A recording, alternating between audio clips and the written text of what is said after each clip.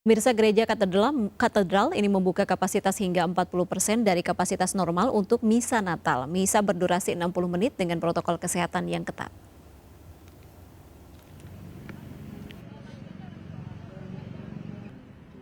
Kapasitas Gereja Katedral di Misa Natal 2021 ini sebanyak 650 kursi atau sebanyak 40% dari kapasitas gereja.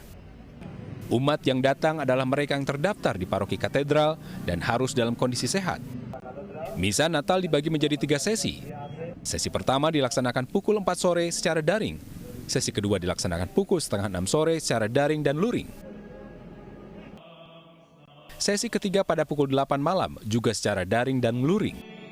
Umat yang ingin mengikuti Misa Natal secara luring atau langsung di katedral harus mendaftar terlebih dahulu melalui website Bela Rasa yang disediakan oleh Keuskupan Agung Jakarta. Memastikan ibadah Misa Natal berjalan aman, Ketua DPR Puan Maharani bersama Panglima TNI Jenderal TNI Andika Perkasa dan Kapolri Jenderal Polisi Listio Sigit Prabowo meninjau pelaksanaan Misa Natal di Gereja Katedral Jakarta. Sesuai dengan tupoksinya, tentu saja Kapolri dan Panglima akan melakukan semua hal untuk bisa terselenggaranya atau terjaminnya pelaksanaan perayaan Natal ini secara hikmat dan aman. Tidak hanya mengamankan Misa Natal dari gangguan teror dan kriminal, TNI Polri juga dilibatkan dalam penerapan protokol kesehatan. Memonitor dan melihat bagaimana pelaksanaan kami dalam hal menyelenggarakan rangkaian prokes, mulai dari proses masuk, kemudian penggunaan aplikasi Peduli Lindungi, sampai dengan pengaturan kegiatan di dalam gereja sebagaimana diatur bahwa saat ini dilaksanakan dengan kapasitas 50% dan sisanya dilaksanakan secara virtual. Dalam hal pengamanan perayaan Natal ini kan Kapolri sebagai penanggung jawab, dan di seluruh wilayah Indonesia permintaan bantuan pengamanan sudah dilakukan bervariasi, tapi secara total TNI mengerahkan hari ini 10.657 personil. Ini bervariasi, dan dari variasi itu kelihatannya mungkin menggambarkan kebutuhan ya. Keuskupan Agung Jakarta mengangkat tema Natal 2021 adalah Cinta Kasih Kristus menggerakkan persaudaraan. Dengan harapan menggerakkan umat Kristiani yang merayakan Natal terus merawat persaudaraan. Dari Jakarta, Nata Arman, Heru Tri, Abdul Rashid, iNews melaporkan. Pemirsa, untuk memberikan rasa keamanan dan kenyamanan umat Kristiani yang akan merayakan Misa Natal, aparat memeriksa dan juga memantau sejumlah gereja di Surabaya, Jawa Timur dan juga Medan, Sumatera Utara. Polisi mengerahkan tim Gegana Brimob untuk memeriksa gereja.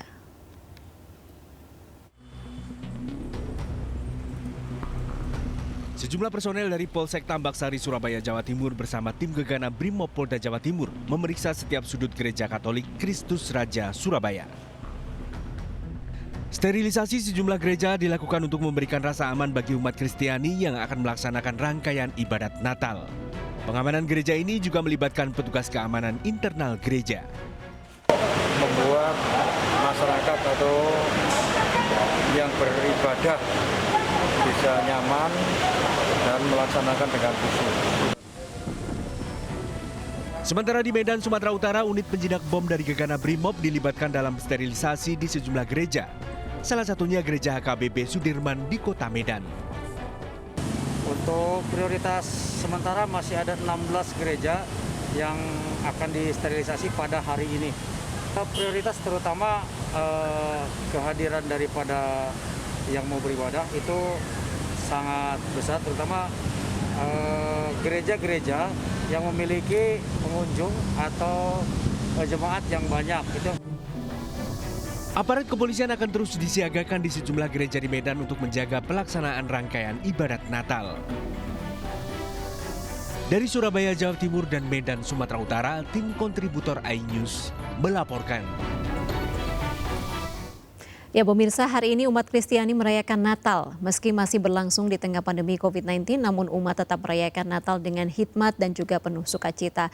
Lalu bagaimana umat Kristiani memaknai Natal kali ini? Kita akan berbincang langsung dengan Bapak Yeri Tawalujan, Ketua Umum Gerakan Kasih Indonesia Gerkindo. Selamat sore Pak Yeri. Selamat sore Mbak Irma dan selamat sore pemirsa semua, selamat Natal. Iya, selamat Natal Pak Yeri. Nah, tapi Natal kedua kali ininya sayang sekali ya dirayakan masih di dalam kondisi situasi pandemi. Lalu bagaimana memaknai perayaan Natal kali ini Pak Yeri? Memaknai perayaan Natal kali ini, saya kira itu hampir mirip dengan keadaan Natal yang pertama 2000 tahun yang lalu. Karena dulu waktu Tuhan Yesus lahir di kandang di Bethlehem, itu kan lahir dalam kesederhanaan. Jadi ada suasana sederhana.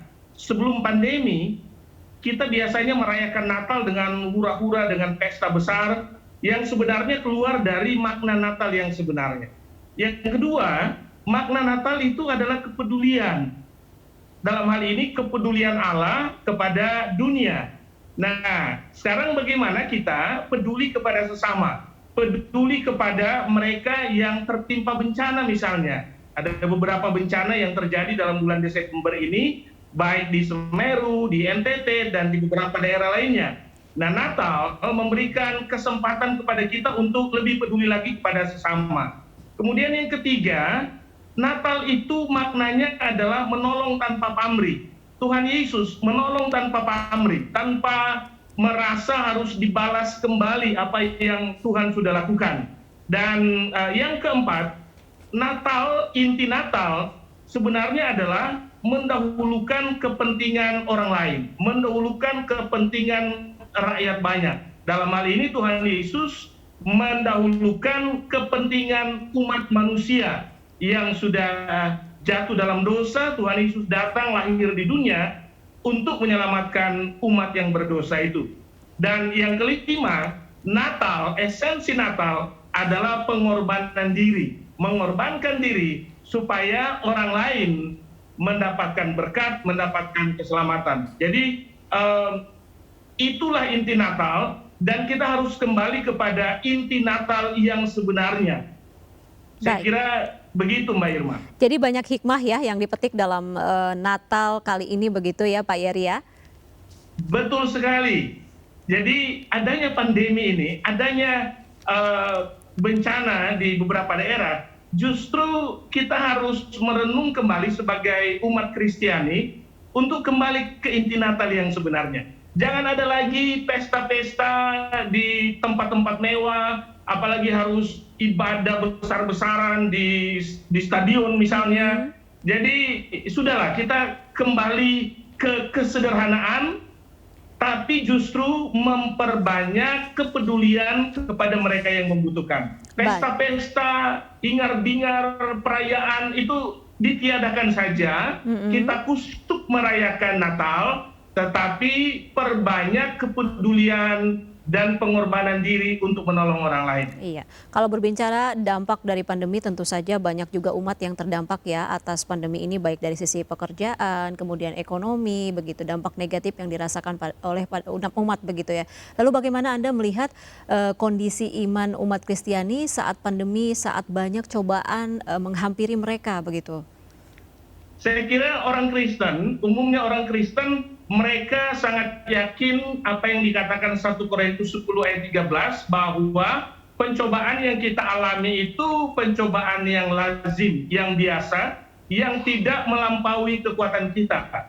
Dan justru dalam hampir 2 tahun pandemi COVID-19, orang-orang Kristen saya lihat selain mereka tetap kuat imannya, tetapi juga semakin banyak memberikan bantuan-bantuan kepada sesama yang membutuhkan. Jadi contoh dari Gerakan Kasih Indonesia sendiri, kami dari Gerkindo sejak bulan Maret tahun yang lalu, tahun 2020, itu kita sudah mengelilingi hampir seluruh provinsi di Indonesia dan banyak melakukan bakti sosial, bagikan sembako, sudah lebih dari 200 ton beras, yang kami bagikan baik di saat bencana maupun kepada mereka yang terdampak ekonomi akibat adanya pandemi COVID-19. Jadi artinya kondisi iman dari umat Kristiani justru malah lebih mempererat persaudaraan begitu ya di tengah masa kesulitan pandemi ini. Betul, betul. Jadi persaudaraan dan juga iman kepada Tuhan itu makin dikuatkan, walaupun tentu ada beberapa yang perlu ditolong, perlu didoakan, tetapi intinya hampir seluruh masyarakat Kristiani di Indonesia saya kira tetap teguh dan tetap kuat imannya kepada Tuhan. Baik, Pak Yeri, dalam pelaksanaan ibadah Natal yang belum normal ini dan juga penerapan protokol kesehatan ketat, bagaimana sebenarnya Anda melihat keseriusan umat untuk mendukung upaya pemerintah menekan angka COVID-19? Karena kita tahu perayaan Natal ini sudah diperbolehkan dilakukan secara offline begitu, walaupun memang tidak maksimal kapasitasnya.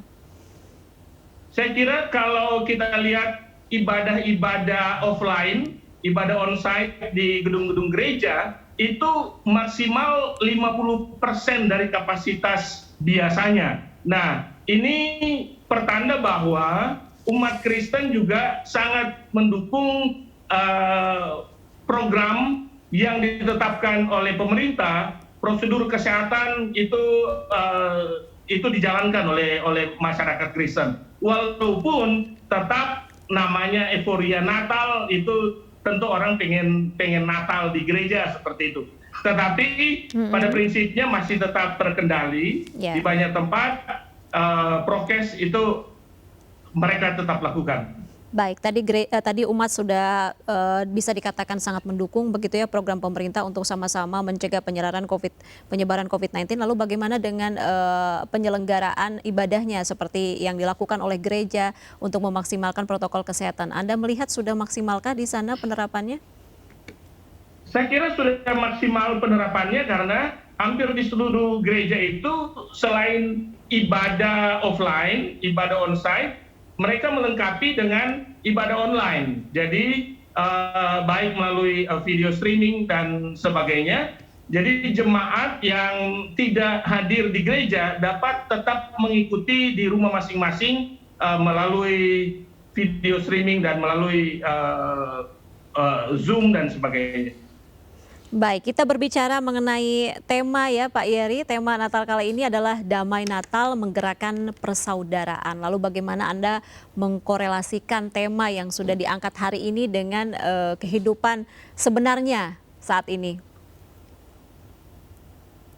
Damai Natal Menggerakkan Persaudaraan. Ada dua hal dalam tema ini, damai dan persaudaraan. Dan itu memang perlu digerakkan. Damainya sendiri lahir dari hati yang damai, hati yang sukacita, dari hati yang penuh ucapan syukur. Makanya dengan hati yang sukacita akan ada damai, dan insya Allah masyarakat, baik masyarakat Kristiani dan non-Kristiani, itu akan merasakan damai Natal. Bukan hanya di bulan Desember ini, tetapi di hari-hari sesudah bulan Desember ini. Persaudaraan. Nah, persaudaraan ini harus tetap dibina, harus tetap digerakkan, harus tetap dipupuk. Jadi mereka yang kuat menolong yang lemah, mereka yang mampu menolong yang tidak mampu, mereka yang berada menolong mereka yang termarginalkan. Dan itu kami sudah coba melakukan, menggerakkan rekan-rekan para pengurus Gerakan Kasih Indonesia di seluruh Indonesia untuk menyatakan persaudaraan dan juga kepedulian kepada seluruh umat, seluruh masyarakat di Indonesia. Iya, tadi menarik sekali mengenai menggerakkan persaudaraan. Lalu bagaimana Anda sendiri mengajak umat untuk sama-sama tergerak itu untuk menggerakkan persaudaraan? Jadi kami dalam 2 tahun ini kan pandemi COVID-19, dan kita itu sudah terjun di sekitar 200 titik lebih, baik di sentra-sentra pemulung, di anak-anak jalanan, di rumah-rumah ibadah, dan di kampung-kampung kumuh, serta masyarakat yang termarginalkan. Nah, itu bentuk persaudaraan yang coba kami gerakkan. Lalu kami mengajak teman-teman yang mampu, yang mempunyai kelebihan berkat untuk ikut membantu, untuk ikut urunan. Contoh, 2 kali dalam 2 minggu terakhir ini, dalam 10 hari terakhir ini kami ke Semeru. Itu ada urunan juga dari beberapa kawan yang ingin ikut membantu. Nah, ini kan artinya kita menggerakkan persaudaraan supaya semua merasakan arti dalam situasi yang sulit karena pandemi COVID-19 dan karena bencana-bencana seperti ini, kita kobarkan dan gerakkan persaudaraan yang diekspresikan dalam bentuk kepedulian. Berarti artinya umat ini tadi ya digerakkan untuk hadir di setiap terjadi bencana dan kesulitan-kesulitan yang dialami oleh umat, begitu ya? Betul sekali, betul sekali. Dan apa yang dilakukan oleh teman-teman itu tidak memandang agama, tidak memandang suku dan ras, tetapi ini benar-benar kepedulian karena persaudaraan, karena kemanusiaan. Dan ini harus tetap digerakkan, tetap dipupuk oleh kita semua. Baik, terakhir mungkin Pak Yeri, himbauan Anda untuk umat agar tetap bersukacita di hari Natal meski situasi belum kembali normal dan banyaknya bencana yang terjadi di Indonesia. Ya, bersukacita dan diwujudkan dalam kepedulian kita berbagi dan memberi kepada yang lain. Jadi ayat Alkitab mengatakan ketika kita memberi ada sukacita, terlebih berkat memberi daripada menerima. Jadi imbauan saya kepada seluruh masyarakat Kristiani di Indonesia, jadikanlah semangat Natal tahun 2021 ini sebagai kesempatan kita untuk berbagi, kesempatan kita untuk berbuat baik, kesempatan kita untuk menyatakan kasih Tuhan kepada orang banyak, bukan hanya lewat perkataan tetapi lewat perbuatan. Baik, terima kasih Pak Yeri Tawalujan, Ketua Umum Gerkindo. Selamat sore dan salam sehat selalu Pak Yeri. Baik pemirsa, terima kasih Mbak Irma, selamat Natal untuk kita semua. Ya, selamat Natal Pak Yeri. Baik pemirsa, kami masih akan kembali usai jeda, tetaplah bersama kami.